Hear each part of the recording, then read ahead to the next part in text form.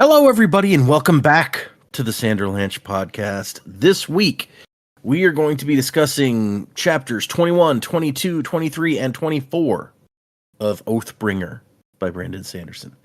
That's 4 chapters, wherein, oh man, a lot of things happen in these. So, Shallan and Adolin go to visit an old friend of ours who we haven't seen in a bit. Friend, that's probably not a... and while there, Shallan meets another old friend. So really, it's just old acquaintances and such up and down the line.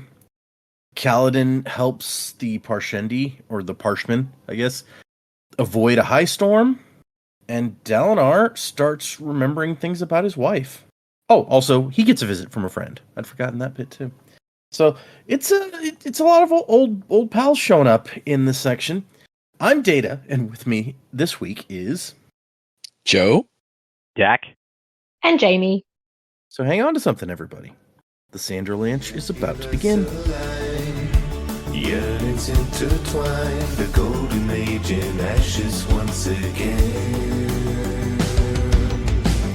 Under stirring stars, in the burning shards, kindle fragments of the fallen rain. So look to the break of dawn, to the break of dawn. Stronger together now. So yeah, 4 chapters this time. What did you guys think of these 4 chapters? oh man, I had a good time with these chapters. So we've got the whole Shallan of it, right? We pick back up. She's hungover, I guess, kind of, sort of. I will say the parts that I didn't like about the Shallan bits were just kind of like it's more of that I'm not me, Vale is someone else. Like and again, I don't know the full extent to how her powers work, but these people that she creates, or these characters that she creates, to me they seem like manifestations of her own personality, just altered. But maybe there's more to it. Maybe these are actual original personalities. If that's the case, what she's saying kind of makes more sense. But because I don't know about her powers enough, like I can't really tell what's actually Shallan and what could be like an actual magical construct. And so it gets kind of confusing sometimes, because I can't tell if she's unable to recognize these characteristics in herself, and she's using, pardon the pun, she's using the veil using the character of Vale as a veil to mask like bits of her own personality, or if these are really their own personalities that she's somehow used her magic powers to manifest, right? I mean, Pattern would call them lies, right? But like, are the lies actual? Have they taken on an actual life of their own, or is it just Shallan shifting her, using her own characteristics that maybe she's suppressed, repressed, or pushing more of her personality characteristics to the front than of types that she doesn't normally tap into or use? This is kind of a convoluted conversation, but like I'm just trying to understand it in my brain, and I get a little confused sometimes. But other than that bit at the front end where she's kind of like, oh yeah, Vale did this, Vale did that, I can't believe Vale did that. I enjoyed it. Adolin coming to get her, them going to talk to Iali.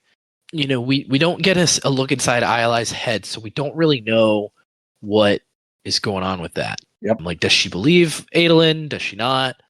Maybe she does. And then, Murray shows up, which you're like, oh, geez, this guy. I feel like him showing up and acting as a bodyguard in her court kind of leads, like, credence to my theory that Murray's is actually also Hoyd, because that's a very Hoyd thing to do.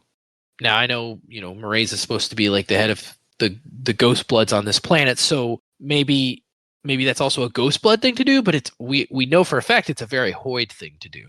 And so that really struck me reading that. The Kaladin stuff, short. I feel like we're not getting a whole lot from that section. The coolest thing that happened was he actually saw the Spren, which was, interesting, yeah, but not a lot.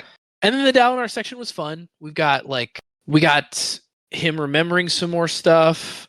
It's a little anxiety filled with Taravangian being there and being like, oh no, what's going to happen with Taravangian? And also, like, it's kind of funny because we're in the readers, we're put in this position now of like, we know Taravangian's like thing, we know what's going on with him, but Dalinar doesn't. And so, it's hard for me to tell from a reader's perspective in this chapter, is he having a day where he's just really dumb, or is he faking it? So like it's this weird thing where it's like we don't know, he actually could not be super intelligent today. We're not sure what's going on.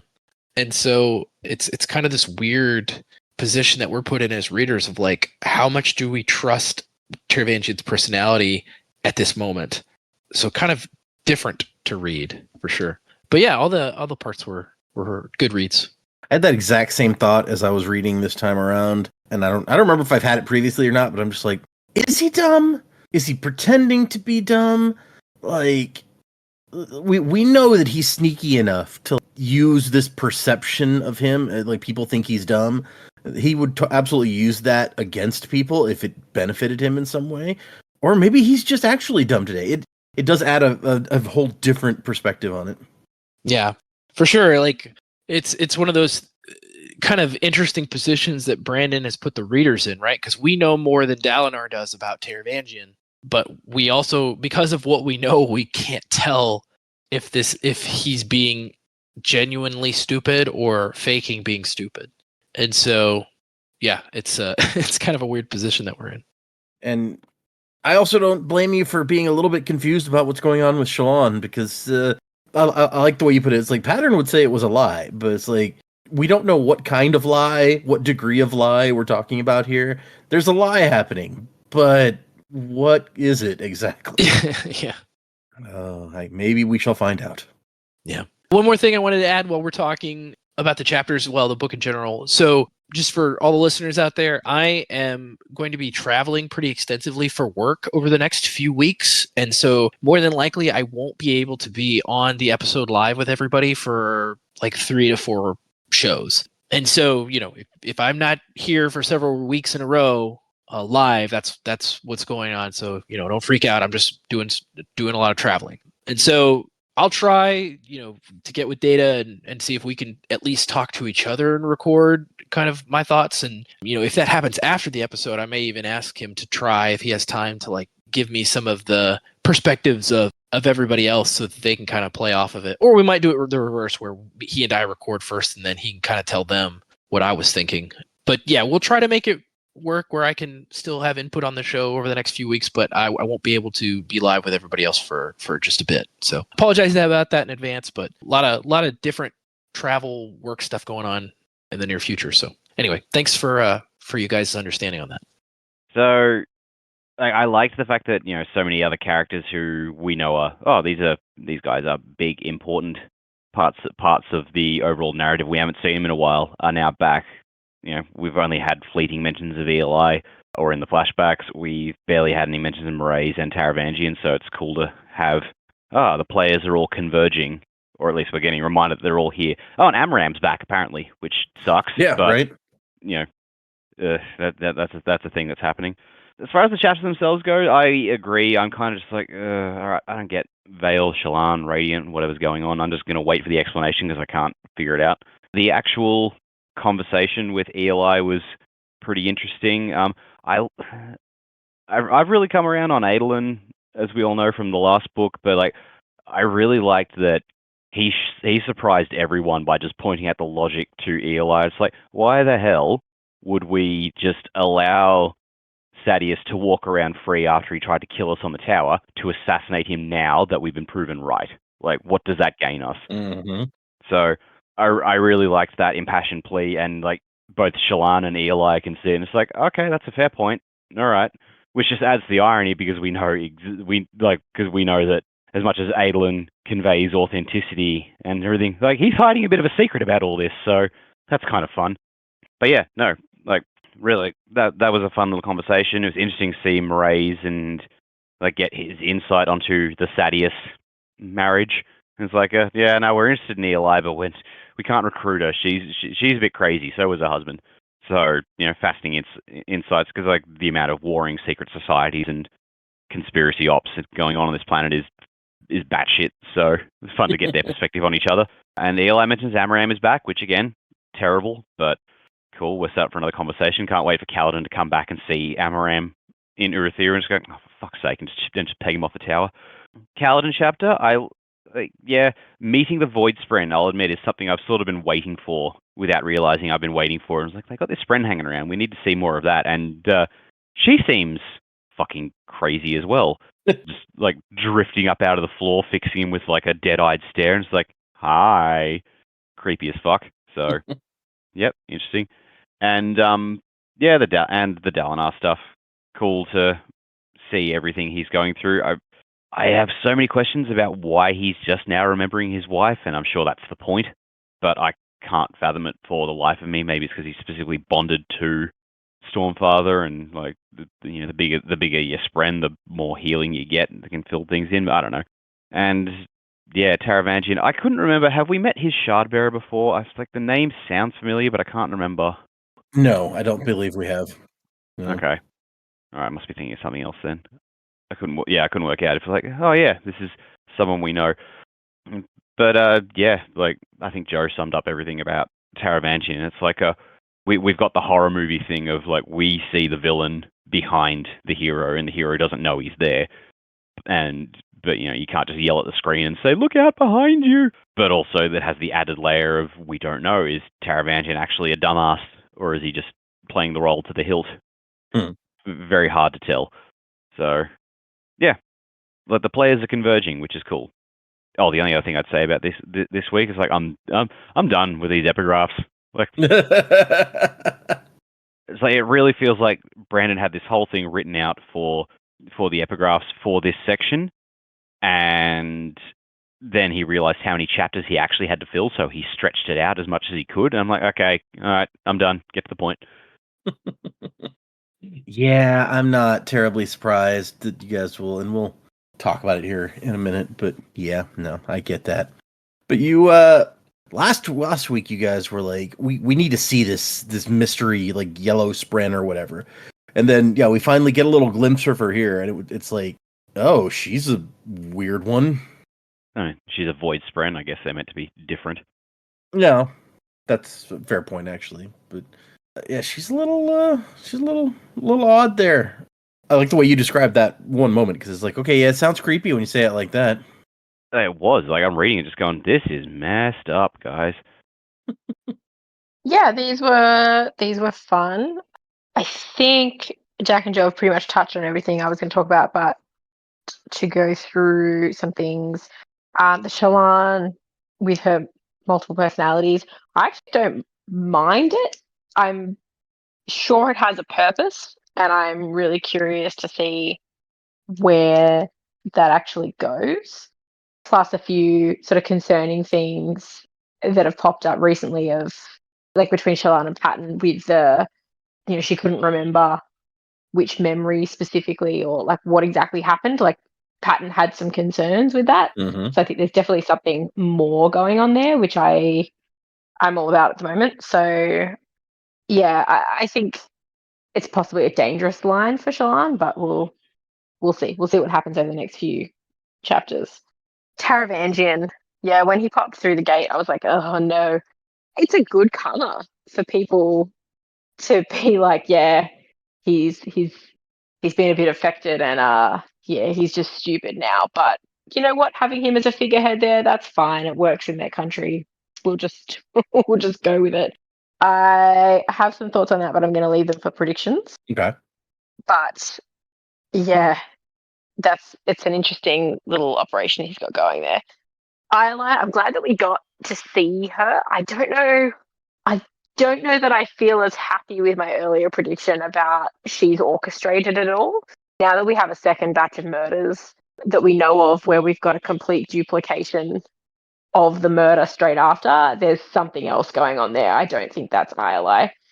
But I do like that even the Ghost Bloods, who aren't afraid to do some crazy stuff, are like, oh no, we're not touching that one. That's that's too crazy for even us. We're probably too unpredictable, I think. Too in it for themselves and not in it for all of the Ghost Bloods. So I absolutely believe Maurice when he says, yeah, no, they're not with us. We were interested, but not anymore because they're crazy. The stuff with Dalinar remembering his wife, and I realize it happened in like the last set of chapters, but when Navani just said her name, I had to go back and read it because I was like, was that it? Did we just get the name? Did that? And obviously Dalinar did exactly the same thing. But I like that we're going to sort of find out Dalinar's memories at the same time as Dalinar is finding out about his memories. I think this will be really quite interesting going forward. But yeah, I've got some thoughts on that too that I will save for the end. Okay. But fun. I enjoyed it. I'm enjoying being back. Sorry, I was away for a couple of weeks. Lots of fun. I like what's happening with Kaladin and the Parshman. Not where I think anyone expected that to go, especially him sort of taking them under his wing and showing them the ways of the world. Yeah, I don't think anyone expected that. But it's fun. Cool. Liking where everyone's up to. Keen to see more. Yeah, you've been gone for a couple weeks, and so when the moment came where Dalinar started remembering, where he could hear his wife's name for the first time, I think for the last 2 weeks, Joe and Dak have both not been super certain, but it's like the best theory we could come up with was like, did the Stormlight somehow, because he's now bonded to the Stormfather, did that somehow heal him? And then in this section of chapters, we get told like, no, that's not it. And so we're back to like, okay, what could it be then? Yeah, I have an idea. I'll talk about it now. That's okay. I was thinking, and we probably won't know till later, but maybe it's in the wording that he used with the Night Watcher of my wife, but she's not his wife anymore. Oh, he's married Navani, and maybe that's yeah. So I hope he doesn't now forget Navani, but because he's remarried, maybe that undoes the wording that was used. I think it's going to be in something really specific in that way. Now, I imagine that if he starts forgetting Navani, the person he is currently married to, that would be a whole different awkward. It would be a whole different awkward, but you know, maybe he won't forget Navani because Navani's still there. But yeah, because she's not currently his wife, it's cancels out. I don't know. Good theory. I like that one. Now we'll move into these chapters. We took some digressions here at the beginning, although not nearly as much. Like when Jamie was not here last week, we or the week before, we went nuts with the digressions. So yeah, I heard that it was off kilt before even he got into anything. Oh man. So yeah, let's move into these chapters, y'all. We didn't even hit the opening music. No, yeah, before you come for the Sanderson, you stay for the silliness. Oh man, it's the silly Lancio. Oh wow! I have to say that the very first epigraph we have here, I was like, oh, Dak's gonna hate this. Where it's just like, I'm no storyteller to entertain you with whimsical yarns. And it's like, yeah, we know at this point. We fucking know. Oh my gosh. And we have, let's see, after this episode, we have 2 more episodes of part 1. And the third one after this, we hit the interludes. So it'll still be a little bit of part 1. But there's plenty of these yet to come, is where I'm getting it. But we start out with Shallan is in bed. And as it turns out, she still gets to have a hangover. So sucks for her, I guess. Oh, I think the impression that I'm getting from the chapter as we go through it is she ran out of Stormlight before she could get rid of all the drunkenness. Yeah. But Adolin shows up, and he's like, Shallan, I'm gonna wait until you really say I can come in this time. And she's like, oh man, I don't want to get up. This is not fun. The jug of Horn-Eater White is in the corner and it's empty. And she's like, what happened last night? I remember like stabbing myself and like weird stuff. And she won't really respond to Adolin in a realistic way. He's like, are you decent? And she's like, it depends on the context. I'm decent at sleeping. So he's like, look, Shallan, I'm going to peek in because Polona says you've been in here all day. And she's like, oh man, I look really bad. I can't let him see me like this. And she even has this thought of like, Adolin can look perfect after a storm, 6 hours of fighting and a bath in creme water. How did he make his hair so adorable? So clearly he uses some kind of product that you need to get in on. It's some kind of special serum or gel. Rosharan shampoo. It's the Rosharianist. Alethi shampoo. It's for the light eyes. It reminds me of the Double Babysitter episode of Bluey where the guy and the girl discover that they like the same shampoo. Classic. And it's like, Polona said you're not feeling well, and Shalon's response is blarg. Is it girl stuff?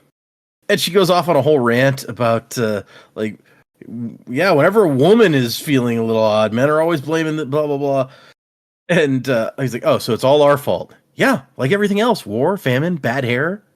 And then she calms down a little bit. He's like, so what is wrong? And she goes, girl stuff. He's like, yeah, you see, I don't think men do that nearly as much as women do themselves. So, Ayla, do you know how that works, buddy?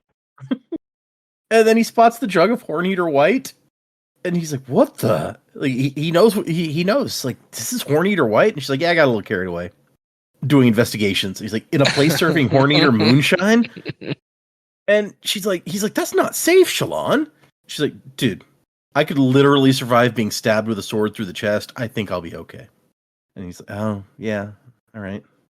And then he's like, but wait a second. You can survive like all of this stuff, but you still... And she's like, get menstrual cramps? Yeah. Mother cultivation can be hateful. I'm an all-powerful, shard blade wielding pseudo-immortal, but nature still sends a friendly reminder every now and then that I should get around to having children. And then Pattern gets to pop in. No mating. I love Patton's line of no mating, but also that is so real. It's like you can put up with so much stuff. And I'm only speaking as a woman because I am a woman, and I'm sure men put up with stuff too. So I'm not playing one over the other or anything, but you can put up with so much stuff, and then you're like, really? Are you serious? This still happens? Like, what? Why? What did I do to you? It's very annoying. I like that perspective. It's like, what did I do to you? Yeah. We missed you a couple weeks ago. We were talking about how none of us had ever been a teenage girl. We needed like a teenage girl perspective. I don't know what that was about. Yeah. I think it was about Shalon because we were trying to be like, because she was being a little silly. She's like in her head, like, did he find out my secrets? It's like, oh yeah, what? yeah. Oh, and then yeah, we for established that she's like 18 or 17 or something. So it's like, oh, Right. okay. Yeah. And we're like, yeah, we've never been a teenage girl. It is a tumultuous time. I believe that, having a teenage girl child. Yeah. Mm. Tumultuous time in like, you know, our world where we have advances in modern technology and medicine. Like, and this is a world where, you know, everything's powered by magic glowing rocks, and they're fighting a war with crab people. So like, you know, we had to drive like 7 hours to go on the cruise that we went on the other week, and my wife likes to listen to the, like, you know, true crime podcast type things, which is not really my thing, but she enjoys it. So I'm like, yeah, you go for it. And one of the stories was about a girl, like a teenage girl, she's like 15, dating like a 20-year-old or something, and her parents didn't approve, so she masterminded getting her boyfriend to murder her father for her so that she could be with him. Whoa. And yeah. And we got home, and I was like, our teenage girl child was here, and I was like, yeah, don't please don't mastermind my murder. I would appreciate this. Yeah. I think she's thinking about it. She's considering. Yeah. Can't trust those teenage girls, is all I'm saying, you know. Or teenage boys, for that matter. I have one of those too, and can't trust them. So. But to go back to something else, is this the first time we've heard the phrase "mother cultivation"? I think it is. Because, like, oh, okay. But yeah, like, knowing what we do about the shards, and like, oh, I don't know if we've ever heard cultivation referred to as that before. That's interesting. What's the context there? If, like, do they just call honor the Almighty, don't they? Or, like, that's the closest approximation they have to God. So, what is mother cultivation in that pantheon? Is that, do they view her as God's wife, another god, or a subservient god, or a demigod, or like, I need the context of the pantheon here. Yeah, because we know that Shalon is very much, I won't say very religious, but she has strong religious feelings about Vornism. Yeah, so we've only ever heard about the Almighty, and now it's like, wait, what's this? I agree. Yeah, we have heard Yasna referenced in, I almost said Well of Ascension, Words of Radiance.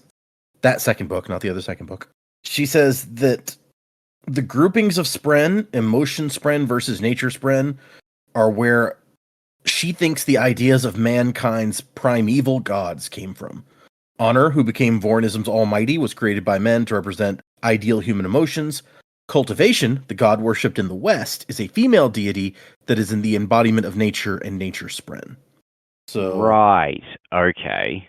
So that's right, because the Shin worship cultivation because they got the green lands where the high storms just mysteriously don't affect. Okay. So it's basically like, so even though Shallan is like, is in on Vorinism, she's referencing a Shin god here, effectively. yeah, something like that. Why would Shallan make that reference? Maybe they still like see this cultivation character as like a representative of nature in some way, and it's like, oh, this is a natural process, so it's her fault. I don't know. Yeah, it's like mother nature, basically. Maybe in our context. Yeah, Mother Earth. Mother Earth, Father Time. I don't know if you guys remember, but I remember way back in the first baby break, when you guys were doing the 1-star reviews while Jamie and I were out, and I can't remember which of the Mistborn books it was for, but there was one review which is like a 1-star, and a lot of it seemed to revolve around the fact that preservation was male, and the reviewer cracked the absolute shits because, like, in all the cultures on Earth, like the gods of nature and Earth and growth and that sort of thing are female. How dare Brandon make it a male? I'm like, that seems like a weird hill to die on. I'm just like, Yeah. hey, reader, if only you'd gotten this far, you'd see, hey, this planet in the same series has a female cultivation god. True. Yeah. Also, that's weird to object to just on the basis of like it's a work of fiction, so it has to mirror our world. I don't understand. Yeah, I agree. But that one has just always stuck with me. And then when I read Mother Cultivation here, it just kind of jumped out in my head. I'm like, oh, how about that? Should have hung in longer there, reader. I actually listened to a couple of those just this week because I was trying to come up with a new 1-star episode idea. And so I went back to listen to what we did with those. That's funny. I was looking at 1-star reviews for Wind and Truth. And there's some weird stuff out there, I have to tell you. Yeah. Anyway, one of the reviews simply said the woke light archives. I was like, all right. Yeah, cool. They're so woke somehow in some way. I don't get that. But yeah, anyway. Someday maybe we will get to we'll do some 1-star Stormlight reviews. That'll be fun. And I was just like, if you're gonna hate on the book, I appreciate it if you'll at least like do something that I can laugh at, like and that I can hold out to other people to make fun of you. That I'm good with that.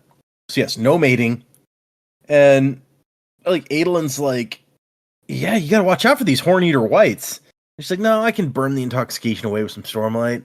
Speaking of which, I ate all mine. Do you have some? And he goes, I have one single sphere that my father lent me so I could stop carrying a lantern around with me. And she tried to bat her eyelashes at him, but she wasn't exactly sure how one did that or why. And he hands it over, and she sucks it up and is able to like heal her hand, which I guess she didn't have enough Stormlight to heal like the stabbing through her hand from yesterday, which I would make sure I had some Stormlight before I did that sort of thing if it was me, but whatever. That was completely crazy. I realized I wasn't here for that one, but like, what the hell? Yeah, agreed. I think at the time we all agreed, like, what the hell, dude? Yeah, we talked quite a bit about that. Like, wait, that's not healthy. Even if you are like playing a role, like that's just not no. Yeah, no, I don't like that. That's not cool. And Aylin's like, yeah, my dad explained that good relationships require investment. I don't think this is what he meant. Also, we have the strangest conversations. And she goes, yeah, but it feels natural to have them with you. And he's like, yeah, that's the weird part, actually. So she's like, thanks for dragging me out of bed. And he's like, actually, I have some selfish reasons for that. I'm going to need some. Okay. My favorite line in the chapter where he says, I'm kind of hoping for some moral support. And she goes, don't hit the message too hard. If you want someone to believe what you're telling them, come to your point gradually so they're with you the entire time. And he cocks his head. She's like, "Oh, not that kind of moral." Okay. It's like a storytelling joke where I'm just like, yeah, I believe Brandon wrote that. Okay. And then she has to be like, "I'm sorry, I'll be good." I didn't get that joke until you explained it. So, yeah, it's a lot funnier now that I understand it. And he says, "My father persuaded Ioli Sadius to meet with me. He thinks that she'll have some clues about her husband's death." And Shallan's like, "You don't sound optimistic." Which we have to remember, Adolin knows who killed her husband, so clues would not be good.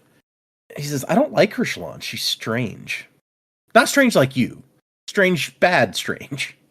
And she's like, "How much time?" He says, "How much time do you need to get ready?" And she goes, "A lot." He's like, "I guess we'll be late then." It's not like her opinion of me can get any worse. Father wants me to take some reports from Sabarial on the commerce anyway. And she goes, "Tell him the booze in the market is good." Which is funny because she actually hated the booze in the market. And when she comes down an hour later, Sabarial and Polona are getting massages from a horn-eater. I'm sorry, a flight of horn-eater servants. So there's a bunch of horn-eaters massaging them. A group of horn-eaters is a flight? I guess so. Okay. And it's like, she's upset because she just took a cold bath while they're up here in luxury. And he's like, "How is it that I'm still sleeping on the floor when you have cots right here that you're getting massages on?"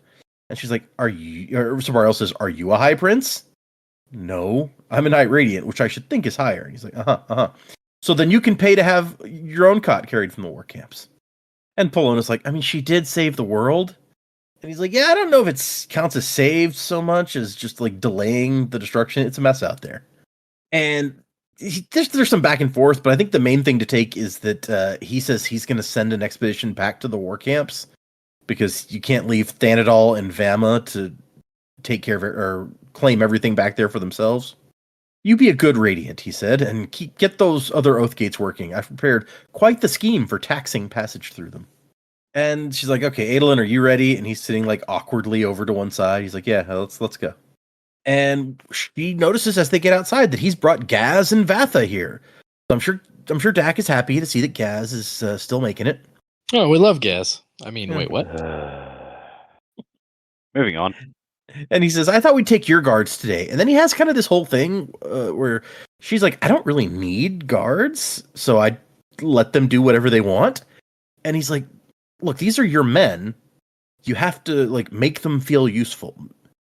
If you give them the honor of serving you and feeling important, that they're part of something important, then they'll do well by you, basically." And she's like, "You sound like your dad." He goes, "No, there's nothing wrong with that." And she says, "Yeah, I didn't say there was. I like it. I'll find something to do with my guards, something useful, I promise." I mean, I had kind of forgotten that they existed at this point, so that sounds about right. And as they're going along, she kind of figures out that he's hiding something. She's like, "Well, the idea that you're living up to your dad's expectations, that's bothering you." "What? No?" She's like, "You're not telling me something." And he says, "Maybe." And she's like, "Well, thank the Almighty for that. You're not going to ask what it is?" Ash's eyes, "No, I'd rather figure it out. A relationship needs some mystery." So she's very, very observant there that she's figured out that Adolin is hiding something. But also hilarious to me that she's just like, "Oh, I don't want you to tell me. It's much more fun if I get to figure it out." Also, don't feel like that's good strategy for a relationship. Just saying.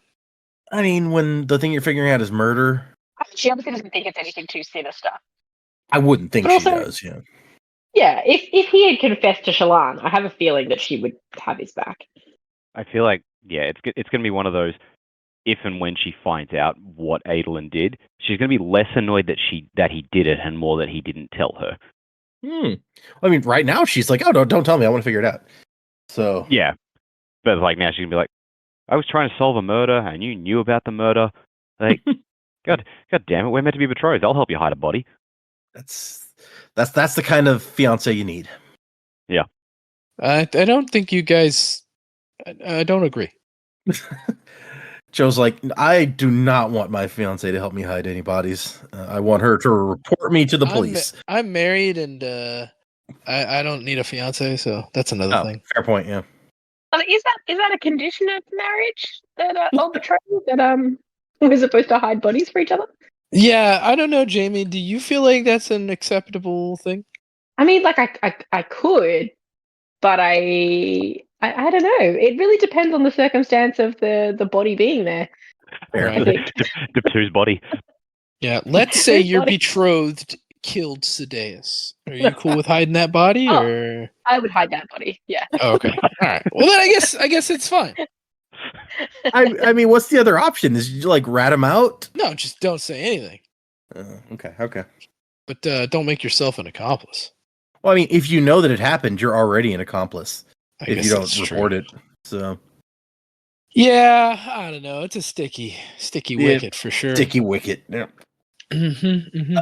They move into the Sadius area of the tower, and Shalon notes that, like, oh, Sadius' soldiers, this is like gangs in here. It's like gangs in New York up in here. And Liam Neeson and Daniel Day-Lewis. is that who's in? I never saw that movie. You never saw that movie? It's a good movie. No. Oh, that movie. It's a great movie. Yeah, Leonardo DiCaprio, Cameron Diaz is meh. But yeah. I was about to say, absolutely you good said movie. those two people, and I was like, I thought Leonardo DiCaprio was in that. But Yeah, okay. so not to spoil too That's much, got a Liam massive cast. Neeson is Leonardo DiCaprio's dad. Yeah.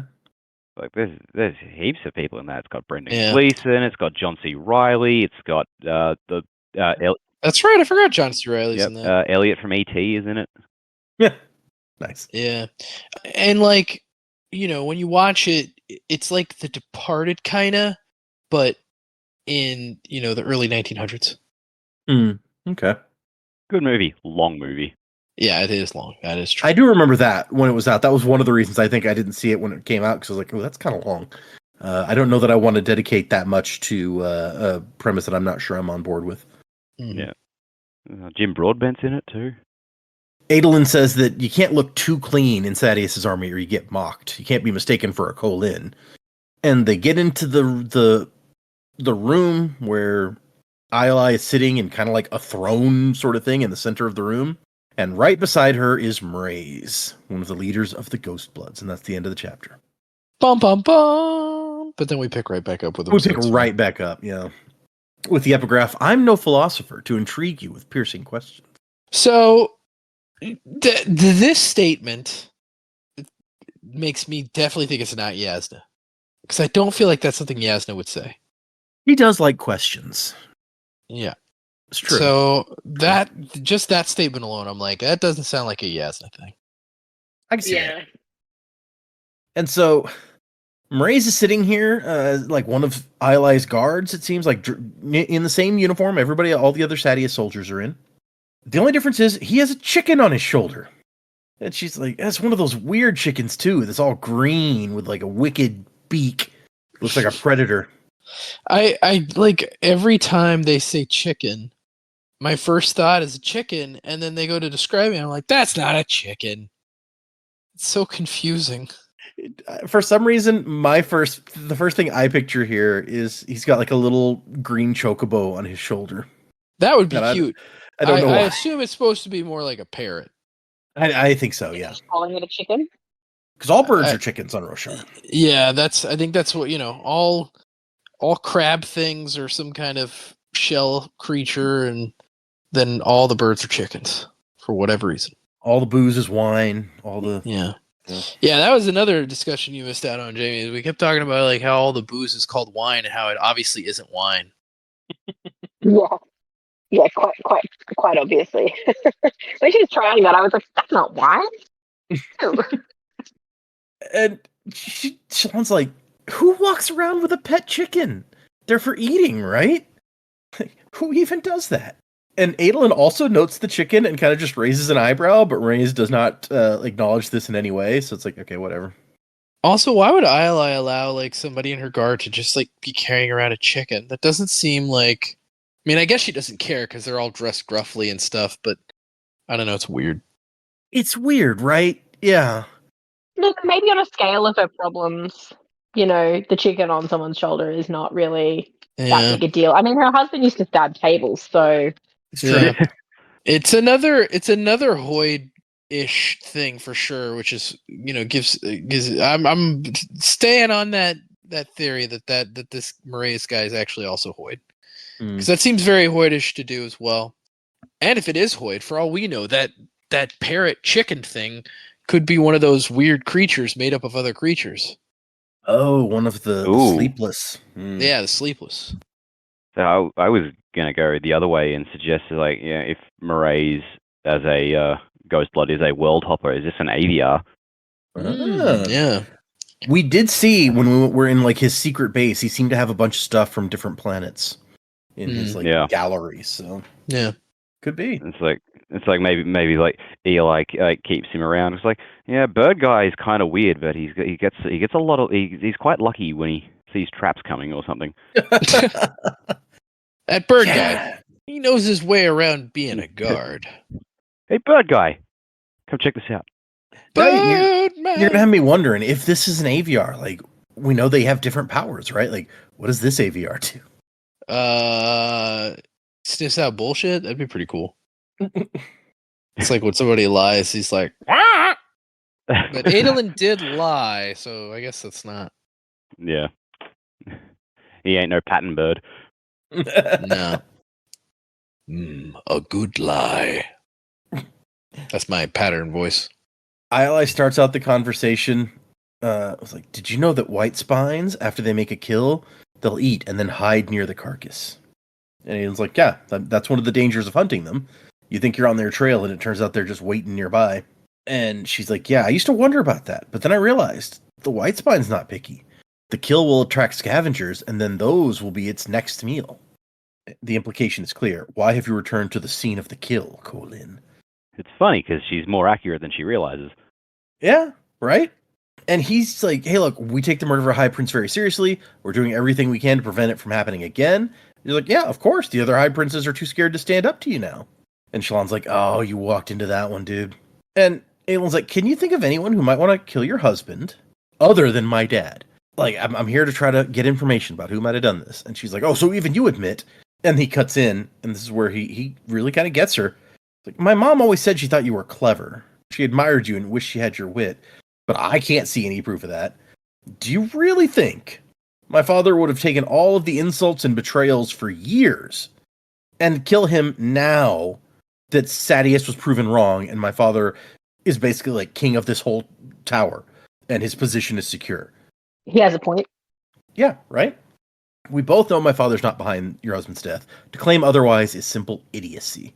And Shallan's like, "Oh, that was nice. That's exactly what you needed to do." Shard blades cut through anything, but Adolin cuts through bullshit. And apparently that was a well enough made point that I was like, "Get this guy a chair." And Maraise, who has taken on a rural, almost Herdazian accent, is like, "Yes, brightness." So I imagine he's talking like a New Zealander. Yeah, that's what I was thinking. It's like, are we implying that like Australian accent is very rural? Is that what we're? I still don't see. I still don't see Herdazian accents as Australian. That sounds so weird to me. I don't either, but I'm just gonna laugh about it anyway. Yeah, especially like the way that Lopin talks. It's like it doesn't lend itself to Australian to me. No. And then Eli looks at Shallan's like, "Yeah, go get us some tea. Make yourself useful." And Shallan's not happy about this, but also it'll give her a chance to leave the room now that Maraise has also left the room and like talked to him. So she's like, "All right, fine." And she gets in the other room. She's like, "What are you doing here?" His chicken chirped softly as if in agitation. And Maraise says, "I'm keeping an eye on that one. We have interest in her." She's like, "She's not one of you, is she?" No. She and her husband were too wild a variable for us to invite. Their motives are their own. I don't think they align with anyone else, human or listener. And she's like, "Oh, and the fact that they're like shit people doesn't matter to you?" And he says, "Morality is an axis that does not interest us. Only loyalty and power are relevant." Wow, that's a villain line if I've ever heard one. Right? Yeah. Yeah, it's a very Voldemort thing to say. And she's like, "I'm not one of you." And he's like, "I mean, you were pretty free using our symbol last night." So he got that information quick. Maybe the bird saw it. The bird was there, watching from the wings, as it were. Get it? Ah. Wigs. Good one, Data.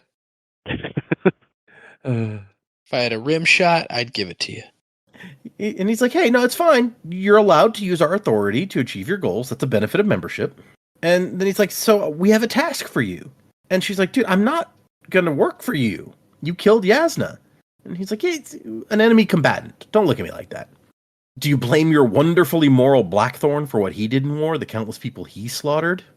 And she's like, we're not playing the, like, what about game? Like, look over there. I don't care how much you demand that I soulcast for you. I'm not gonna. And he's like, no, look, see, here's the thing.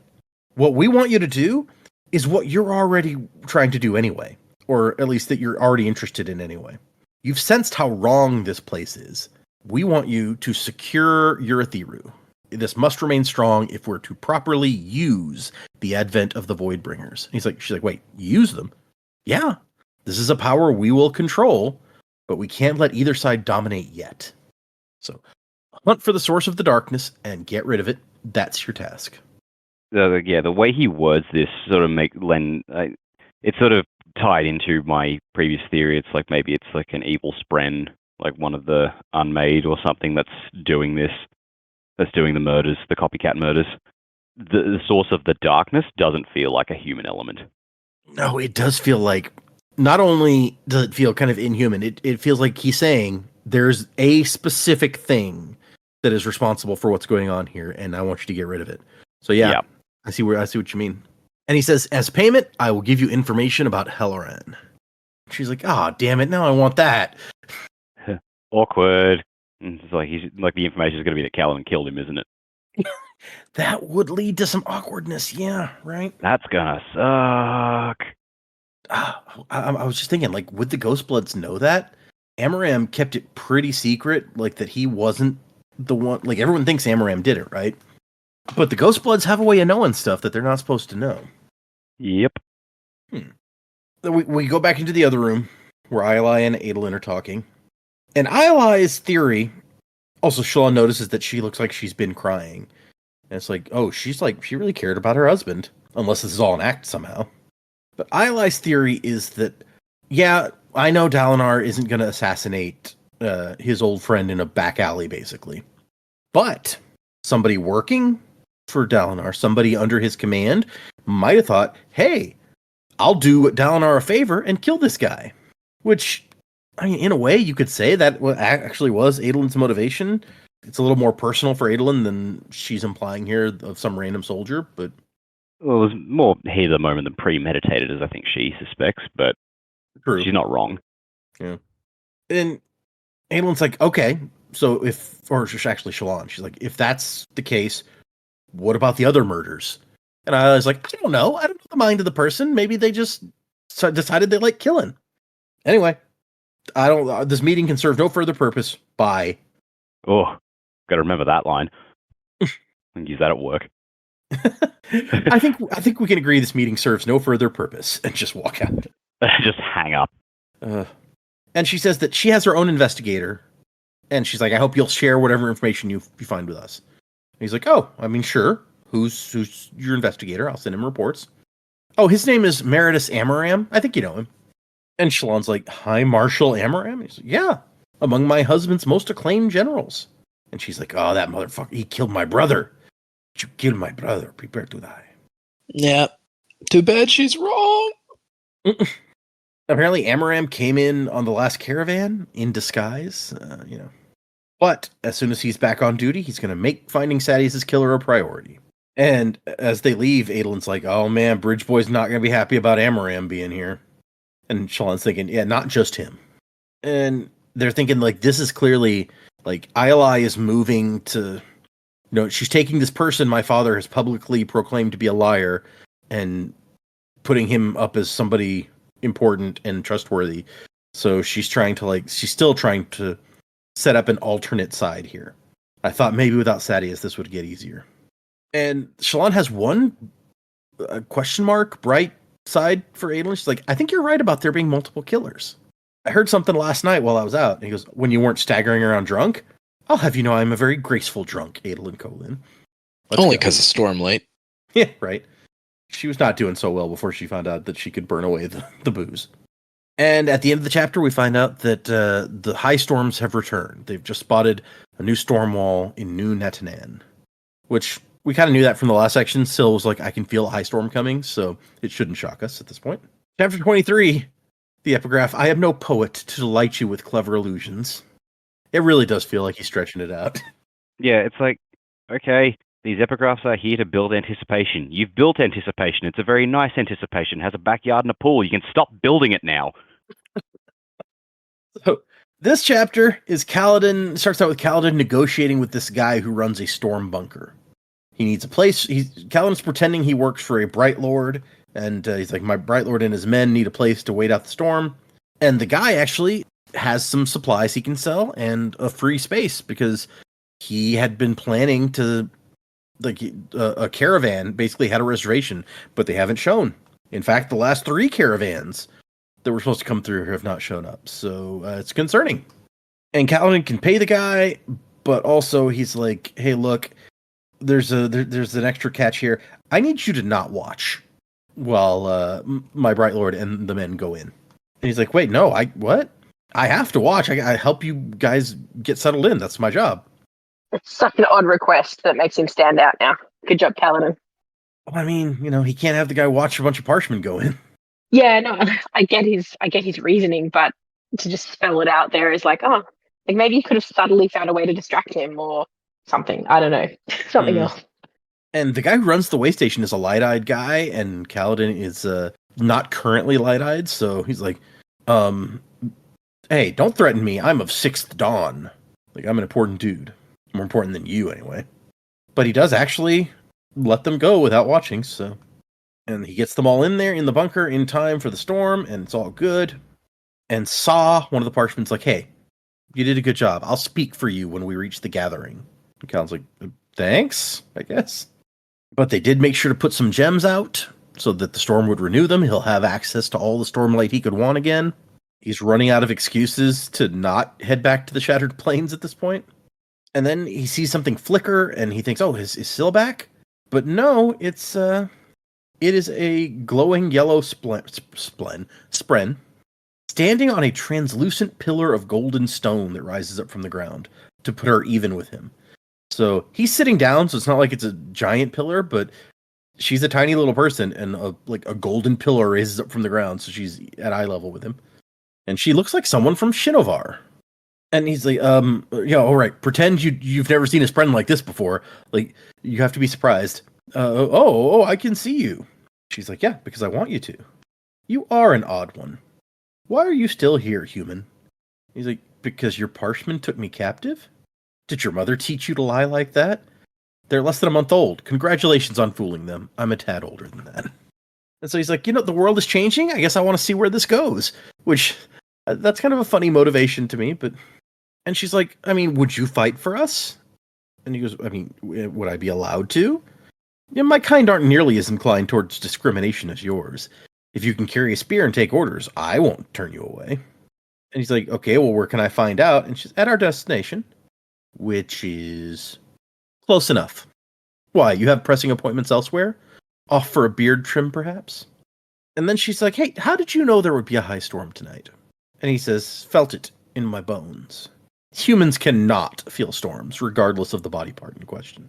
Also, we find out that as she moves, like, new columns of, not really stone, but I guess they look that way, like golden stone, rise up as she steps around, so she always stays at the same height. So that's just, we've seen Spren move in weird ways, like Pattern's movement is a little bit odd, we talked about, but this is a weird one to me. So his eventual explanation is like, it just seemed like the right time for another high storm, what with the weeping having stopped and all. And the chapter ends, it's like, she didn't nod or give any sign of what she thought of that. She just held her knowing smile and faded from view. What a creep. She knows. You know something, maybe. Or at least suspects. So there's something weird about this guy. The last epigraph is the one that really doesn't sound Yasna-ish to me. I have no doubt that you're smarter than I am. I can only relate what happened, what I have done, and let you draw conclusions. Maybe it's Taravangian writing to himself. Yeah. That would be Other funny. me, you're smarter than I am. Or maybe dumber. Who knows, really? Depends on the day. Depends on the day. Speaking of Taravangian, he's about to show up. Look at that. But we start out with Dalinar remembering his wife's name, Evie. Evie, I don't know. She'd been tall and willowy with yellow hair, not golden like the Iriali, but still. He could recall meeting her, courting her awkwardly. He didn't remember love, but he did remember attraction. And so he's finally getting his memories back. at least some of them. And why now, he's wondering. Like, and why have I only recovered, like, the early memories? Not all of them at the same time. He remembered how difficult the years following her death was, which culminated in him being drunk and useless the night Seth came. He'd always assumed that he'd gone to the Night Watcher to be rid of the pain of losing her, and the Spren had taken his memories as payment. But he didn't know for certain. It just seemed right. It's funny because he told us very specifically in previous books, like, I know my boon and my curse. But now he's just like, I mean, I always figured that's what it was. The High Storm, we're seeing all of these folks at roughly the same time because the High Storm is happening. At least we know that it's more or less in chronological order, I guess. And there's a bright flash, and we are at the Oathgate, and some people have come through. Some people looking very amazed at the sudden, like the sight of a tower as wide as a city and tall as a mountain. People wearing burnt orange robes, including Adrotagia, the head Kharbranth scribe. Some thought she was the true power behind the throne, while others guessed it was the other scribe who was left behind in the king's absence. Whoever it was kept Taravangian around as a figurehead. I love that this is the impression they've been able to give the entire world, basically. Taravangian had been a friend to Gavilar, and now he smiles at Dalinar here. It's an honor to meet you again, Blackthorn. It's been too long. And Dalinar remembers he met Taravangian several times a long time ago, and he remembered a man of quiet, keen intelligence. But supposedly something has happened since then, a strange illness 5 years ago. And then we also have a woman with a shard blade and a boyish haircut. And Taravangian's like, all right, introductions. This is Blackthorn. This is the newest Knight Radiant Malata of Yakaved. So, all right. And we cut to them riding up the lifts towards the top of the tower. And he's like, oh my gosh, this is so cool. What makes the thing move? And Dalinar's like, yeah, my engineers are studying it. It's like a conjoined fabrial thing with gears to modulate the... And Taravangian's like, no, I mean, is it Stormlight? Or are there people pulling them somewhere? We had Parshman to pull ours back in Kharbranth. And Dalinar's like, yeah, Stormlight. Ah, okay. And Dalinar's like, man, yeah, this guy would not be allowed to hold the throne in Alethkar. Somebody would have, like, bumped him off already. Is it just me, or is that, like, I don't think that's a completely dumb question to ask if people, like, because he's got a pulley system where you've actually got people operating it. Like, I get Irathira is huge, and to have someone using pulleys to make that happen would be just insane. But, like, the Alethi, they're so used to having Stormlight and making that go. There's plenty of people in the rest of the world who have Stormlight also, but it's like, really, Dalinar, you're very much just assuming, like, they're playing really heavy into the, God, how dumb is this guy? It's like, I don't think he said anything particularly stupid. I think the impression I get is when he says that, oh, it's Fabrials, it's understood that, like, Fabrials use Stormlight to work. Yeah, and okay. So when Taravangian's like, oh, well, no, I mean, is it Stormlight or somebody pulling them? He has to be like, okay, yeah, no, I have to dumb this down a little bit more. Okay, so it's more explaining the Fabrial. I missed that part. Fair enough. I think that's what it is. Yeah. Yeah, okay. And Dalinar's thinking, like, yeah, this guy wouldn't be allowed to roll back in Alethkar, but, I mean, Kharbranth doesn't wage war, and really it was a coincidence, a twist of luck that he got crowned King of Yakaved. But I'm not going to look a gift horse in the mouth. I'm going to do everything I can here to make this relationship good, get him on our side. He even says, like, hey, how well guarded is Vedinar, the capital of Yakaved? I have extra troops here just hanging around. We can send some to help reinforce, not so we don't lose the Oathgate there. And Taravangian looks over to Adrotagia, who's like, the city is secure. You don't have to worry. The Parshmen made one push for the city, but there were still many Vedin troops around, so they withdrew to the east, which Dalinar realizes is, oh, they're going toward Alethkar. Awesome. And let's see, Taravangian has kind of a really philosophical moment where he talks about, like, I remember as a child, an ardent prayed to the Almighty, and thinking, surely the sorrows can't be past us. The evils didn't actually end. If they had, wouldn't we be back in the Tranquiline Halls? I don't think you and I are destined for such a glorious place. Men of blood and sorrow don't get an ending like that, Dalinar called in. And Dalinar's like, I have no idea what the hell to say to that. All right. I guess, like, seeing all that slaughter in Vedinar must have really troubled this guy. Meanwhile, Malata is over here just kind of, like, leaning against the balcony when they get up here, not really saying anything. But she's always got, like, a grin, more or less, and carries a whole bunch of spheres around with her. We're not sure what to think of this lady yet. And Navani is here, and she asks, a little more privately, she's like, hey, how's it going? And Dalinar's like, I mean, he's as sincere as ever, but And she says, dense? And Dalinar goes, dear, I'm dense. This man has become an idiot. And she's like, oh, you're not dense. You're rugged, practical. He's like, no, I know how thick my skull is. It's done right by me on more than one occasion. Better a thick head than a broken one.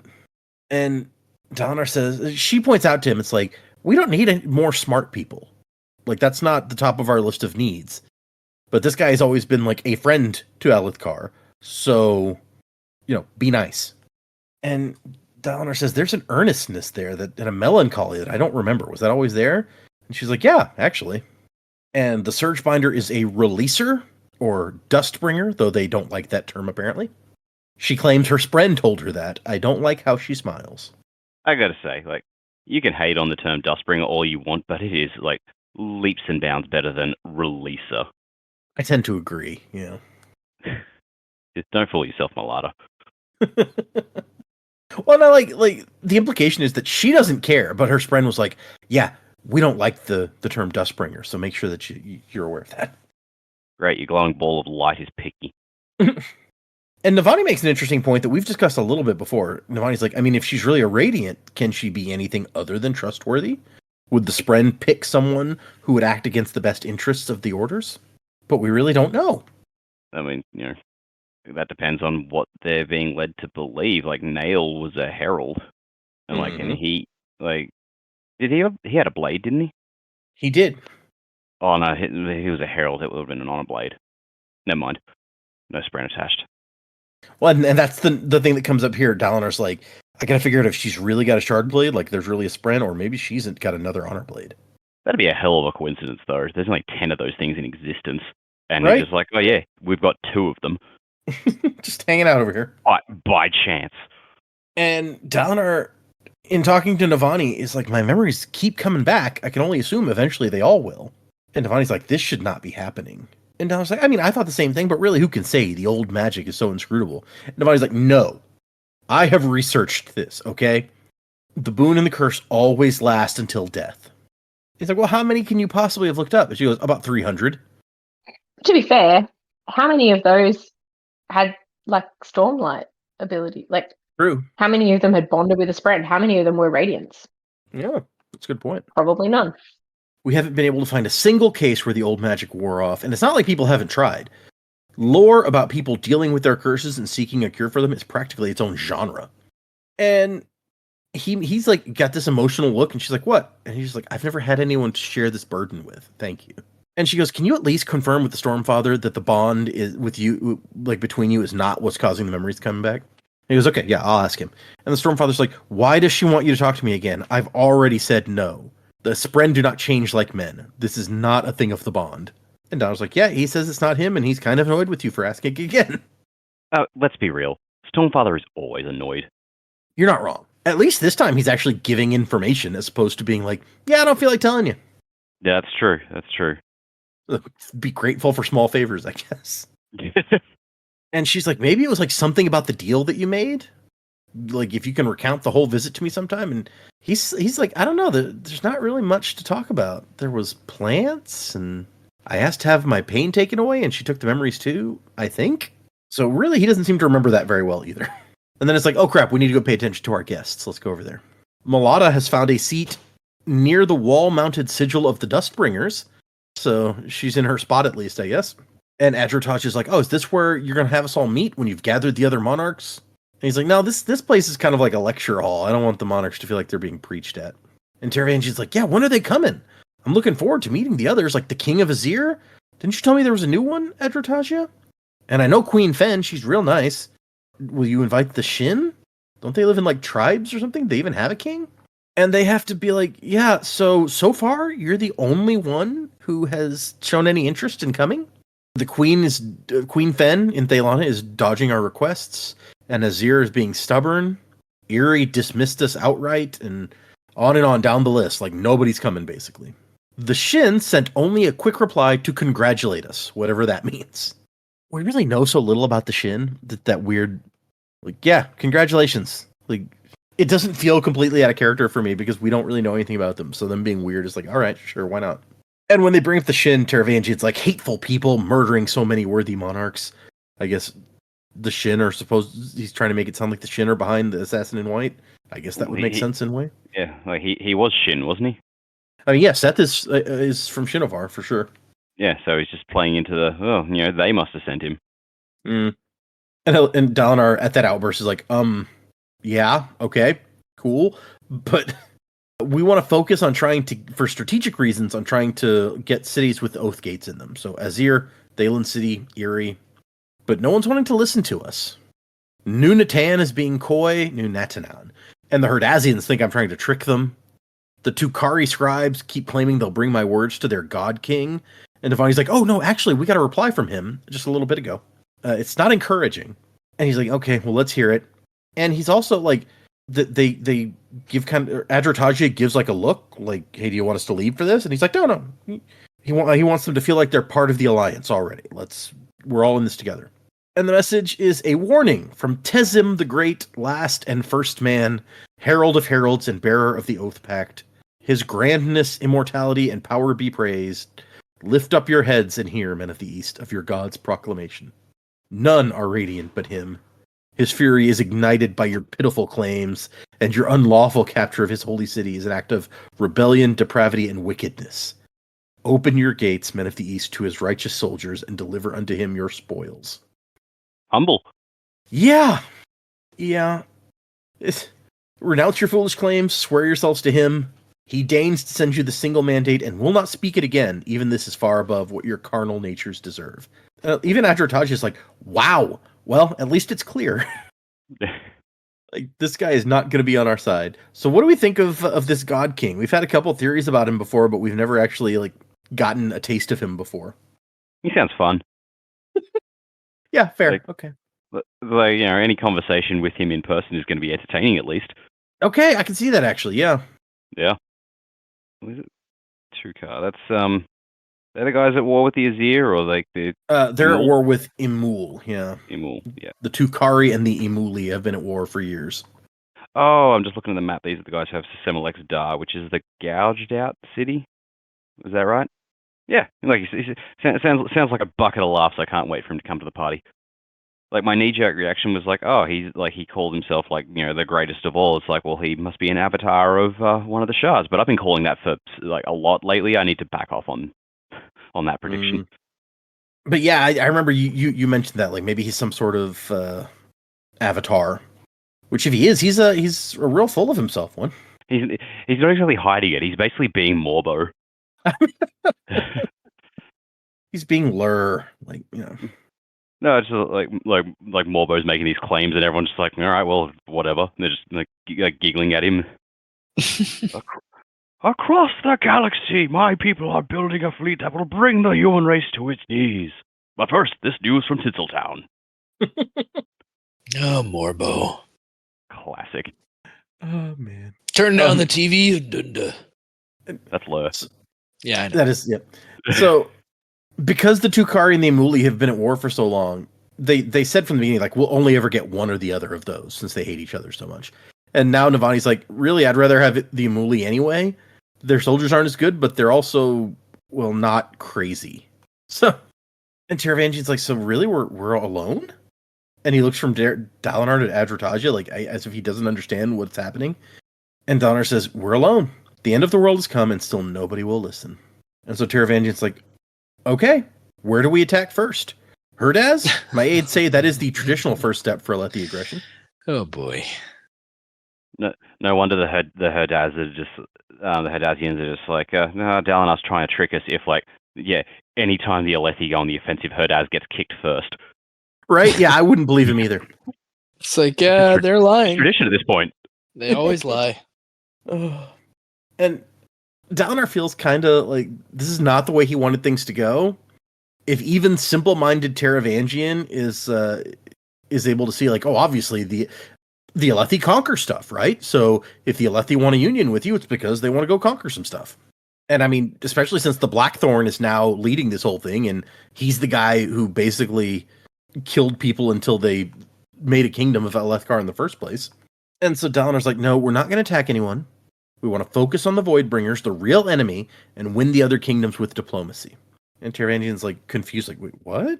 And Advertise is like, oh, no, of course. Yeah. Oh, yeah, we understand. And she's like, oh, he thinks I'm lying. Or she thinks I'm lying. And then he thinks to himself, are you? Are you lying? If nobody listens, what are you going to do? Nobody could fight both us and the Voidbringers. We could seize their capitals for their own good and have a unified war effort. Yeah, that'll go well. And he's thinking about the oath he took. I will unite instead of divide. And the chapter ends with him just kind of standing, looking out the window at the mountains. Yeah. Not a super, positive ending there. Yeah, no, not so much. And then we get, if you guys turn the page, we get a piece of Shallan's sketchbook entitled Horses, although it is the most disturbing image, I think, of any that we've seen so far. What the fuck? Yeah, it's pretty it's really bad. wild. Yeah, it just keeps pushing that theory. Brandon don't like horses.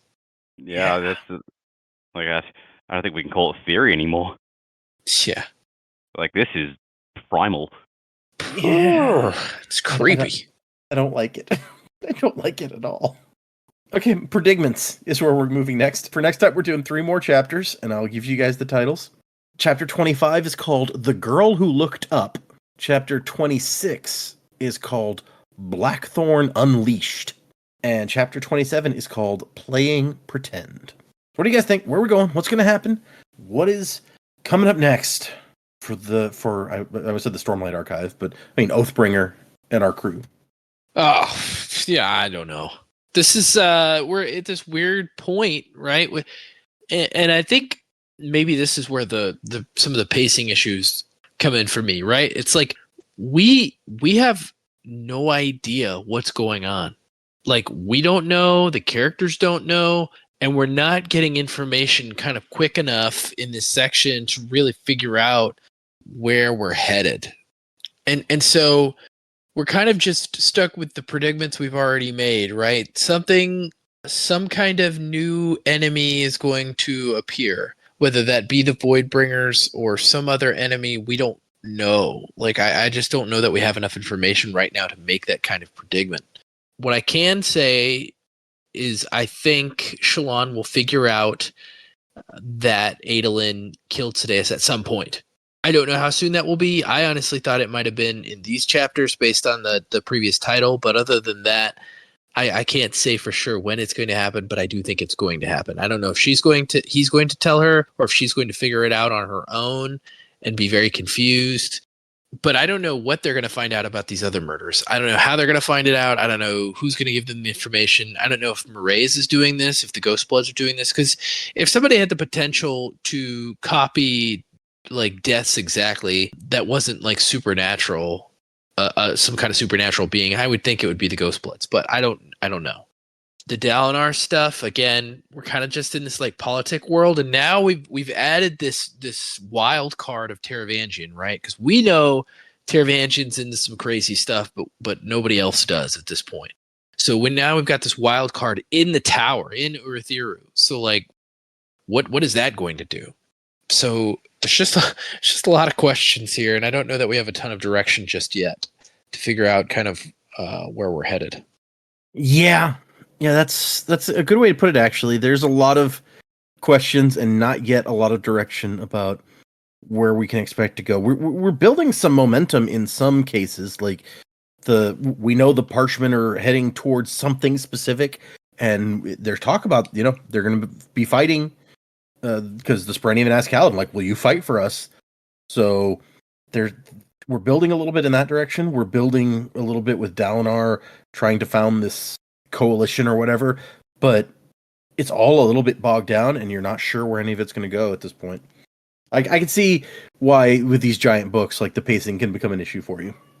Yeah, and it's probably just due to the nature of the way that we're reading them. It's like I just like I'm not getting enough information to really form in my mind a direction for the story. Yeah, that's fair. And at the same time, we're getting the Dalinar's past stuff, and it's like, how's this gonna play in? So yeah, I mean, I almost wonder if they had to give us the flashback stuff just to have the story about him remembering his wife, right? Because we don't really before we got those flashbacks and kind of what led up to him meeting his wife, we didn't have any context for who she was, what she looked like, what her name was, anything. So Right. now we've got that at least. Yep. But if we have to get the flashbacks specifically for the story of him getting his memories back, that means the story of him getting his memories back has to be leading to something. Well, one would think, but Brandon. Okay, fair. Yeah. Yeah, no, like this, I tend to agree with Joe. Like the pacing of this is, I feel like I'd hoped the third book in the series would move a bit quicker than it is. But again, it's probably due to the fact that because these are larger books, they've got more room to front load all this setting the scene and everything, and it just takes us longer to get through because of the nature of how we're reading through it.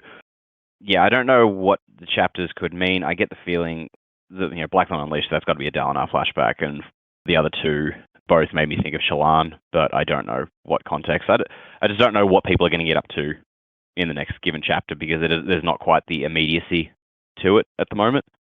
Yeah. So we will see. And yeah, I don't have any larger predictions than I've put in the past, so I'm going to take a swing. People tend to like that. I think Imuli King, who's just like, I am God and Herald and everything awesome, and you all suck. Give me your shit.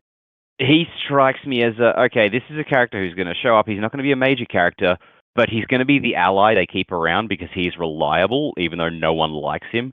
It made me think of, Ashweather Set or just characters like that who have tended to show up in some of Brandon's books. It's like this guy is an arrogant piece of shit, and we don't like him, but he's not evil. So he's working towards the same interests as us. So we kind of just keep him around. At least he's open about it. Okay. So yeah, he seems he came off to me like Set with a god complex. So we'll see where that goes. Maybe there'll be a great time where Dalinar is facing up to Odium's champion, and then this guy just storms in, is like, "Stand back, Dalinar! I've got this," and actually puts up a hell of a fight. Everyone stand back! Your god is here. Yeah, just like the ultimate ego. He's like, "I'm about to turn left, and I don't want to smack you with my dick." I like this theory. Yeah, okay. I'm gonna be pulling for this now. Yeah. I kind of just want to see this guy just like show up in hopeless situations and actually he's like, you know what? He actually pulled our fat out of the fire with that one. He's still a dick, but yeah, he helped. And he just keeps doing it. Just it's like, all right, fuck you, I'm done now, I'm going. Like, and then shows up later on to do the same thing again. Just like, man, we got to stop letting him come in like that. Somebody lock the door next time. This is getting weird. Okay. And then someone else was like, why would you stop him? He's winning. Yeah, it's like, do you really want to do that? Because it works out in our favor every time. Yeah. Oh man. Okay. Yeah. I want more of that guy. Yep. The crazy hero, the hero that we need right now, not the hero we deserve. I don't know who the hero the Alethi deserve is. They don't really deserve much, honestly. Yeah. That's a rabbit hole. I'm not. Now's not the time for me to go down there. Yeah. Fair. Yeah. Thoughts in terms of chapter titles? No idea. I think maybe Blackthorn Unleashed is another flashback that would seem kind of right. Maybe Playing Pretend sounds like it could be Shallan with Veil or Radiant, but I don't really know. For the girl who looked up, we'll see what happens when we get there. I think that Taravangian is not having a dumb day here. I think he is projecting the exact image he wants to project, especially with Dalinar's comment about, maybe the old Taravangian's still in there somewhere. Like, if he was having a truly dumb day, I don't think he would have that sort of comment come out. But I think they've got a nice cover and they're going to work really hard to maintain that. But he is exactly where he wants to be. I also feel like it's really within Taravangian's best interest to have Dalinar alone. So I'm wondering if he's pulling some strings somewhere, or maybe he's intercepted some messages or something like that to people who would potentially be allies. Now they're not allies. Okay. We know that Dalinar is a target for Taravangian anyway, and to have him alone is probably for the best. So I don't quite know how he would necessarily achieve that, but I think he may have something to do with it there. Shallan and Veil and Radiant, watching how they're sort of progressing, I think that as the book goes on, it's possible that, and as her powers grow and she's learning to use the Stormlight and things like that, she may be able to project those personalities like apart from herself, so she could maybe exist at the same time as these other personalities. So effectively, she could be 3 different versions of herself at the same time. I don't know how that would necessarily help a situation, but I don't know, it might. I just think there's a bit more sort of splintering happening just based on how Patton was worried about, you know, what she, as she was coming out of it, she couldn't remember where something was up to, what was happening with her brothers, you know, all that sort of stuff. So I think there's going to be more to that than just projecting an image and projecting a voice. Something's actually happening to her as she does that. Whether she's doing that to herself or whether it's a known kind of ability of this power, I don't know, but I think that's pretty powerful there. I also don't know whether that's maybe there's a clue in there somewhere to unlocking what's happening with these duplicate murders. It's sort of natural to have Shallan involved because of her relationship with Adolin, but I don't know whether there's going to be, I don't know, some sort of parallel something here to draw from that. But that's kind of where my brain's going at the moment. Yeah, I'll stick that in the back of my mind while we're reading in the future. I agree with Joe that Shallan will solve Thaddeus's murder. She will realize it's Adolin, but then she's going to be in that sort of hard place of do we then reveal that we know there's this supernatural duplication of murdering people showing up? Because it's not just a case of, well, there's one set of murders now. Like, why would someone then, you know, I liked the idea of Iolai committing the same sort of murder to kind of weed out who killed her husband, but you've now got a complete sort of unknown in a tavern, and how many more are we going to learn about? It doesn't make sense for it to be someone doing it. So I feel like they're going to be faced with a, do they share with everyone that they know there's this supernatural duplication thing happening, or do they admit that Adolin did it? Or do they just go, well, I'll never find out who did it? Or I think there's going to be a real dilemma for them of how they go through it. But I don't know, I reckon maybe Shallan will find out maybe halfway through the book and see what happens there. She knows he's hiding something. She's going to figure it out. That's all I've got. Okay. I like the idea that Shallan will figure it out at some point, and then we'll have to see like where do we go from there. We talked about that earlier also, and it's like, is Shallan just like totally in Adolin's on Adolin's side here? But even if she is, like you said, what does that look like? Like, can we tell Dalinar that, like, no, we didn't solve Thaddeus's murder? Sucks. I guess nobody will ever know. Or like how even if Shallan is 100% on Adolin's side, like, would Dalinar be? Like, can we reveal that Adolin, without like Iolai calling for Adolin's execution or something? Like, yeah, where does that end us up? It's nowhere good, probably. Yeah, how does it look when, you know, the leader of Urithiru is like, look, my son just killed one of the high princes, like, and now that he's separate from Alethkar as well, it's like, well, okay, you killed the high prince of Alethkar. That's not my domain anymore. You know, maybe that's how we get back to Alethkar or Kholinar, or maybe, you know, like, it's sort of out of Dalinar's hands anyway. True. That's actually that brings up another wrinkle that I hadn't even thought about. But one of the things Elhokar said when he's like, Dalinar, you're going to become like the High King, and I'll be like a king under you, is like, you have to give up your claim to the Kholinar princedom and give it to your heir, who is Adolin. So Adolin, is he now High Prince? Is the High Prince going to have murdered another High Prince? Like, Yeah, and is that an acceptable precedent that we're willing to set? High princes taking out other high princes. Too many. This is, you know, are we willing to do that? Do we draw a line here? Do we just not publicize? Like, you know, presumably if someone figures out, Iolai is going to figure it out. It's not like no one else is looking into it. Mm-hmm. Yeah, and then what the hell is Maire's doing there? What what are they? Is it just coincidence that they're there? Yeah, Mm. I don't know. Love me a good murder mystery. This is gonna be great.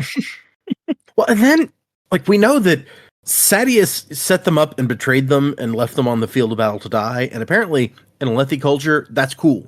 You can do that. So, is stabbing, like, he did that to another high prince and his entire army. So now Adolin has stabbed a guy in the face and killed him. Is that less acceptable? I guess. Yeah, I don't know. yeah, I don't know.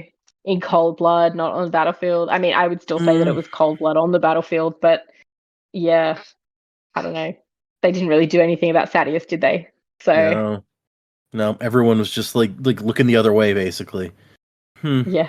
Okay, yeah, that's going to be an interesting thing for us to hit the resolution of at some point. Yeah. Okay, I like this, the possibilities that you're bringing out here. All right, I guess let's do some emails, y'all. We got a bunch of emails. We'll do at least a couple of them here.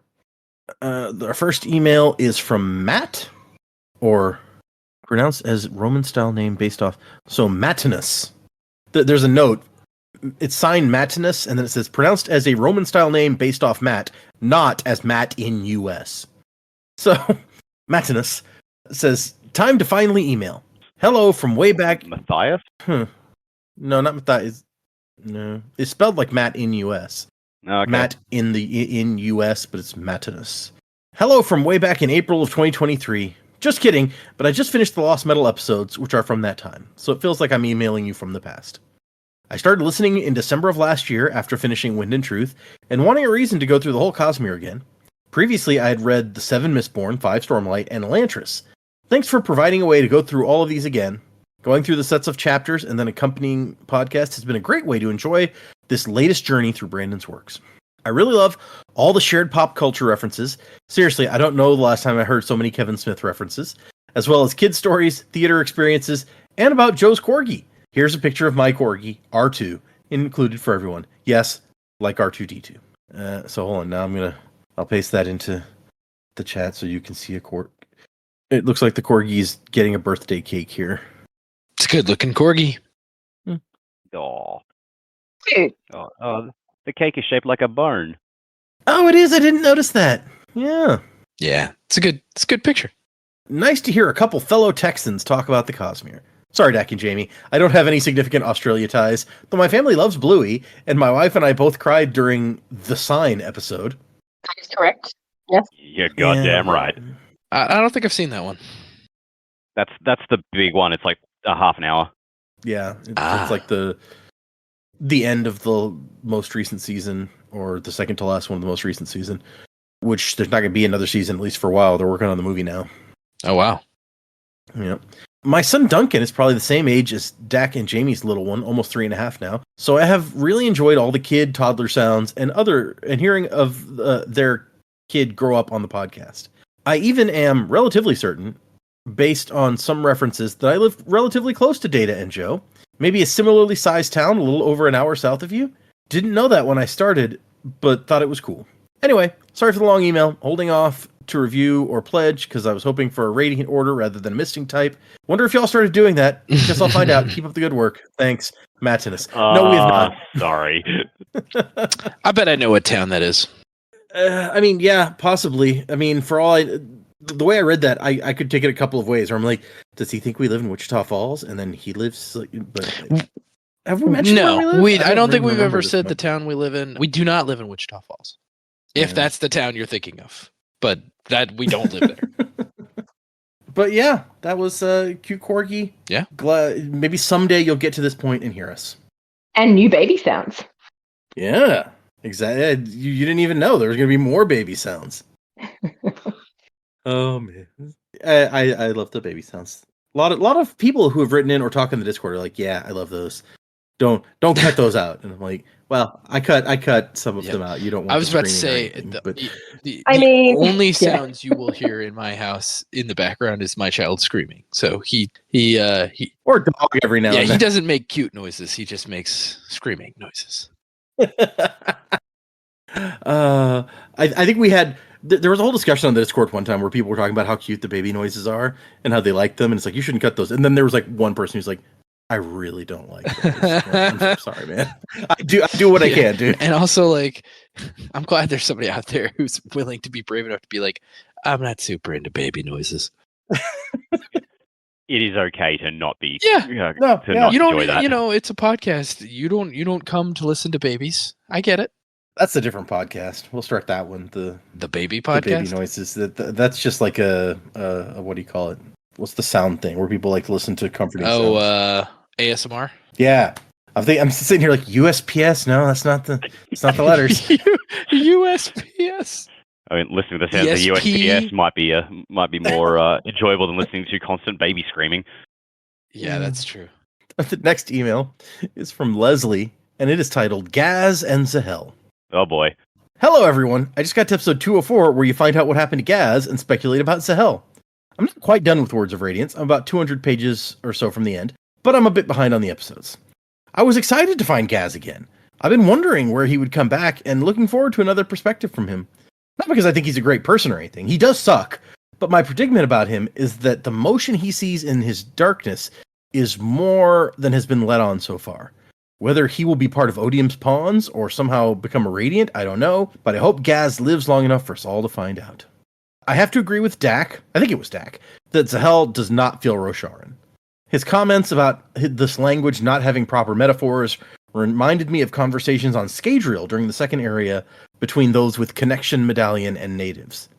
Words and phrases didn't translate quite right. If only Data hadn't spoiled who Zahel was in a later episode. Oh man, that was one of the best moments of this show we've had in our years. Yeah, it was pretty good. What episode number is that, Data? I'll go back and listen to it. Hold on, I could probably tell you. Oh, because it was I'm looking at this book. It was the end of the previous book. It was like a couple of weeks before the Nightblood thing, and you were just like, I was so close. Yep. Yeah, that's true. Man, yeah, I think it must have been around 227. Okay. Either just before or just after, if not that one. Yeah, I'll go back and listen to myself laugh at you for spoiling something. I don't think I've ever heard you laugh as hard as you did that day. Because I was shocked. I laughed that hard in real life. I try to temper it on the podcast so that it's not obnoxious. But I was just shocked that happened. I'm still just like facepalm. Okay. Anyway, she continues. I think he's from the planet Warbreaker took place on. Can't remember the name of it right now. Because in the first few chapters, there's a conversation about edible versus non-edible flowers. I was curious to know what happened when non-edible flowers were eaten, but decided it had to be poison when it wasn't addressed. Now I'm mostly convinced there will be more to them than that. Do you guys think Zahel could be Vasher? I kind of do.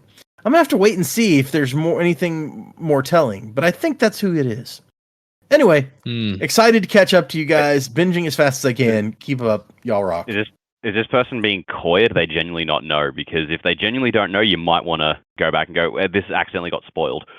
Oh, that's a good point. I would, except actually just today, Leslie sent in a new email. I know. And I actually haven't read that one in too much detail yet, so maybe she's gotten to that point, maybe she hasn't. We'll have to see. We're going to leave Leslie's other one for... her new email is titled, Heard My Email. So she must send another email before that we read, because I just read that. So yeah. We'll do... Here, we got time for like one more here. This is a short one. This one is from... Sorry, it's signed Colo, but I think that's the lead, the good the salutation, or what do you call it at the end? Whatever, it doesn't matter. This one is from Jason. It's titled, Hey there, y'all. I caught up with you so far and am able to read along. As a big Wheel of Time and Song of Ice and Fire fan from way back, I'm used to waiting for chapters to read. I waited years to find out what happened to a main character who had a wall fall on him. Anyway, something occurred to me, and I thought I'd share with the room. The city that we've teleported to. No idea what the word looks like. Eurytheru? You got it pretty close. You used E's instead of I's, but other than that, you spelled it right, Jason. I'm gonna assume audiobook listener then. Almost certainly, yeah. The city seems very similar to Elantris. It's a city we know who knew glory formerly, and the inhabitants worked to restore both it and their own glory abilities. Did that make sense?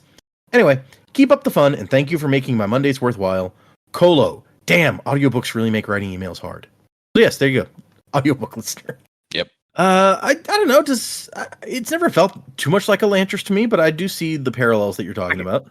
I can see the parallels, but like Elantris was a city. Urithiru is a tower. True. Yeah, it's more like a monument than like a city in my head. You know what I mean? Like it's this giant. Yeah, I mean Like- it's clearly big enough. They've got like whole markets and stuff set up in it, so I can Yeah. see. All right, you can make the argument that it contains a city, but Yeah. yeah, I see that point. Yeah. I have to wonder, like, when it was in its full swing, was it just a giant hub of trade and commerce and like a place that the Radiants lived, or like was it actually a city, like were tons of people living there? I feel like we get a few in the excerpts from the Way of Kings back in, I guess, Way of Kings when it was an epigraph. We got a couple little hints about like what Urithiru was like, but I don't think we know much about it. So yeah, that's a good question. Actually, let me do one more because this one is super short. This one is from Joe, presumably not Joe on the show. No, I didn't write in to the sanderlanch@gmail.com, but if you want to send us an email, that's where you send it. It's true, you do. This one is titled Dragon Ball Podcast. Hey, I had mentioned on an email I sent you before about a first-time reader podcast about Dragon Ball, and you said you were curious about it. The podcast is called Dragon Ball Manga Reading Club. Manga reading. It does just a single chapter each episode, so they tend to be fairly short. Unfortunately, they haven't done a new episode since last June, so it ended at chapter 22. They were in the middle of the Red Ribbon Army saga. That is the worst saga, in my opinion. I don't know. There's just Goku and the Red Ribbon Army. I didn't enjoy it, and then the fact that it keeps cropping up even into DBZ. I mean, like, even beyond right, that, yeah. I'm like, all right, I get it. Red Ribbon Army, don't care. Like Goku. We don't need to get into a whole thing, but it is bizarre that there's like an entire army and a little kid just like trashes them all, and then like it keeps coming creeping back up. Like people show up wearing the symbol and stuff, and it's like, really, you're repping an army that like 2 decades ago got obliterated by like a 5-year-old or however old Goku is at the time. He was 12. Oh, was he really? Okay. Yeah, he's supposed to be like 12 or 13 at the time. But it's just like you're proud of. Okay, whatever.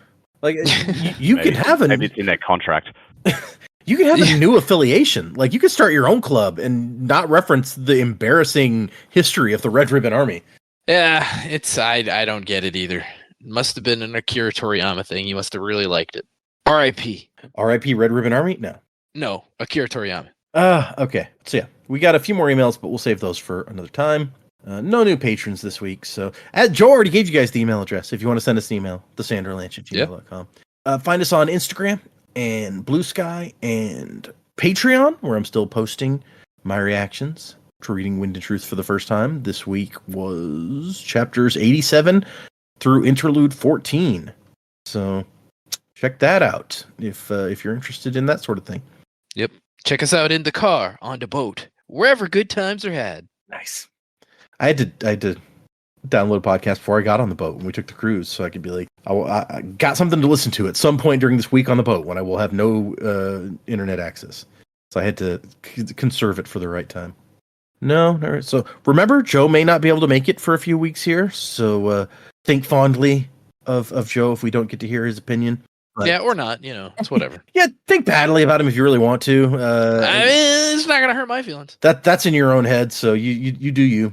Yep. But thank you everybody for all of our emailers, our patrons, people hanging out on the Discord, chatting it up. Thank you to everybody who shows up every week and listens to the show. We appreciate you. Remember, we're doing 3 more chapters for next time. That is chapters 25 through 27. And we're getting close to the end of part 1. Finally, you guys can get some new epigraphs in a couple episodes here, and maybe that'll. Thank God. You'll feel like the plot is moving faster just because the epigraphs have finally changed. But yeah, if you're following along, 3 more chapters. Music by Miracle of Sound, and Wuzzing to the Time of Next. Colo, PS Fashion. Crabs ahoy! Coronas wide, supernovas die, fractured in the fateful fall of man. Feel the heart raging of a strength unseen. Unity will bring the upper hand. So look to the break of dawn.